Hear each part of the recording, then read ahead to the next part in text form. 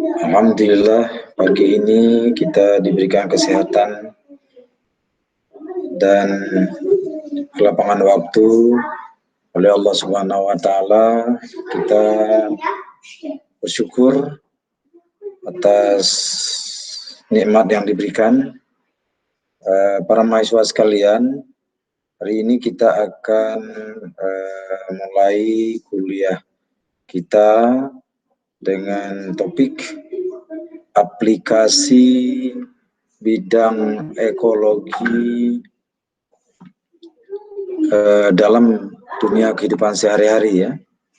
Jadi seperti yang kita ketahui bahwa dunia ini penuh dengan dinamika dalam kehidupan.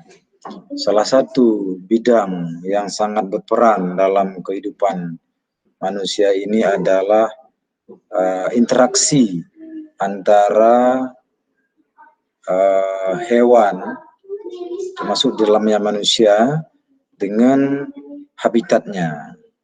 Sehingga muncullah ilmu ekologi hewan.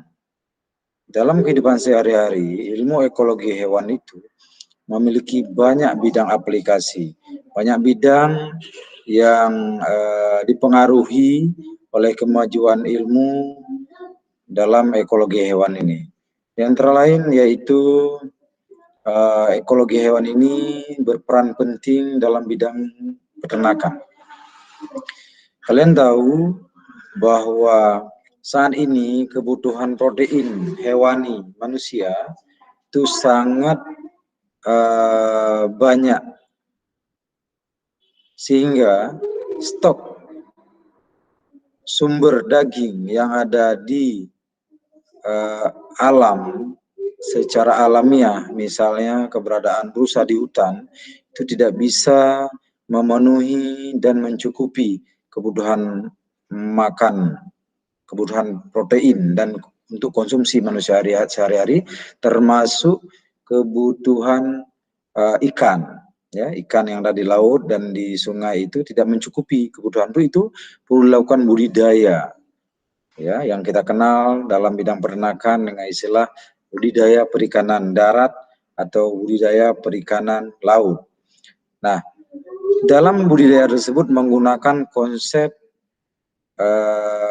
ekologi, yaitu di sana melibatkan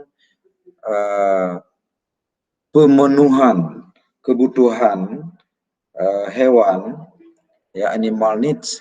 Jadi hewan itu akan dapat hidup berkembang biak dan tumbuh sesuai ukurannya atau tumbuh optimal itu jika peternakan itu dikelola dengan menggunakan konsep-konsep ekologi, yaitu kebutuhan habitat yang sesuai, kebutuhan ruang, kebutuhan sumber daya, makanan, minuman, dan kebutuhan terhadap lawan jenis.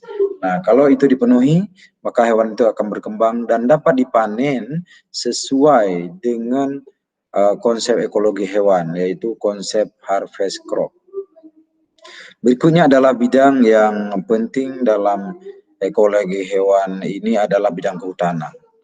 Dalam bidang kehutanan itu penyediaan habitat, keberadaan habitat satwa di dalam setiap unit habitat hutan itu hewan berada dalam habitat itu sesuai dengan kebutuhannya. Hewan tidak akan memilih suatu unit habitat hutan jika dalam unit habitat hutan tersebut tidak menyediakan sumber daya. Nah, maka dari itu keberadaan kehutanan yang sesuai dengan unit habitat dan sesuai dengan kehidupan satwanya itu perlu pengelolaan hutan yang sesuai dengan konsep ekologi. Misalnya konsep ekologi keberagaman ekosistem hutan. Itu ada unit-unit habitat yang digunakan oleh hewan, dan ada unit habitat yang tidak digunakan oleh hewan, dan setiap unit habitat itu digunakan oleh hewan-hewan tertentu. Jadi ada spesialisasi penggunaan habitat. Berikutnya adalah konsep ekologi itu sangat berperan penting dalam penyelesaian konflik satwa dengan manusia. Konflik satwa dengan manusia dan lahan pada prinsipnya dapat dicegah jika kita mengelola hutan dengan menggunakan konsep kebutuhan habitat. Jadi lagi-lagi bahwa perusakan, penghilangan kebutuhan satwa di dalam habitatnya menimbulkan konflik karena satwa mencari unit lokasi habitat yang menyediakan sumber daya. Jadi pada prinsipnya mereka akan bergerak menuju ke unit area yang menyediakan sumber daya.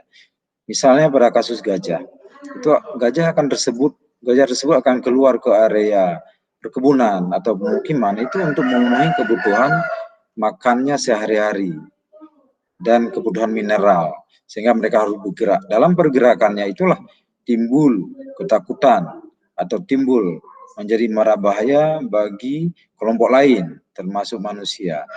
Namun pada prinsipnya satwa tersebut tidak bersalah karena mereka adalah makhluk yang berpikir memenuhi kebutuhan sehari-harinya. Kebetulan satwa gajah ini membutuhkan makanan sampai 500 kg berat basah. Mereka harus bergerak. Jadi home ringnya itu akan sangat luas untuk memenuhi kebutuhannya. Berikutnya adalah dalam bidang konservasi. Konservasi itu membutuhkan ruang yang menyediakan kebutuhan juga, sehingga setiap jenis hewan yang akan dikonservasi itu harus memperhatikan perilaku yang dipelajari dalam ekologi hewan. Itu harus kita perhitungkan, misalnya untuk melakukan pergerakan pada orang hutan. Orang hutan itu membutuhkan kanopi yang rapat, kanopi yang saling connect, kanopi yang saling berhubungan, sehingga orang hutan itu dapat bermigrasi dari satu pohon ke pohon yang lain. Tapi jika kawasan habitat tersebut tidak menyediakan jalur terhubung untuk melakukan migrasi satwa orang hutan tersebut, maka mereka tidak cocok tinggal di tempat tersebut dan akhirnya mereka akan kehilangan area, lalu mereka akan kekurangan makanan dan berakhirnya mati. Dalam konsep pertanian, terutama dalam pengendalian hama terpadu, ekologi hewan ini sangat penting. Misalnya pengendalian hama terpadu yang dikenal dengan pest biological control, hama itu akan booming, akan overpopulasi jika dalam kawasan ekosistem pertanian tersebut tidak ada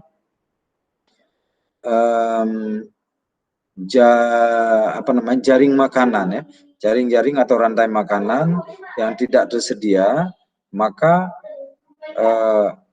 kalau tidak ada tersedia jaring makanan, rantai makanan, maka organisme pada level jaring rantai makanan bawah itu akan overpopulasi jika pengendali atau predator itu tidak ada. Maka boomingnya, overpopulasinya wereng di persawahan atau di perkebunan itu karena ada rantai makanan yang hilang. Nah, itu akan terjadi gangguan ekosistem. Jadi rantai makanan akan booming karena tidak ada pengendalinya. Berikutnya dalam bidang kelautan, itu kita harus menyediakan unit habitat yang menyediakan tempat breeding bagi ikan-ikan di laut. Misalnya daerah terumbu karang, daerah mangrove, itu merupakan unit lokasi breeding bagi ikan-ikan di laut dan hewan-hewan lain yang ada di laut, sehingga keberadaan hewan tersebut dapat berkesinambungan, dapat terus-menerus ada karena regenerasinya berlangsung dengan baik. Demikianlah kuliah kita pada hari ini tentang aplikasi bidang-bidang zoologi yang ada di dalam kehidupan sehari-hari dalam berbagai bidang. Terima kasih. Assalamualaikum warahmatullahi wabarakatuh.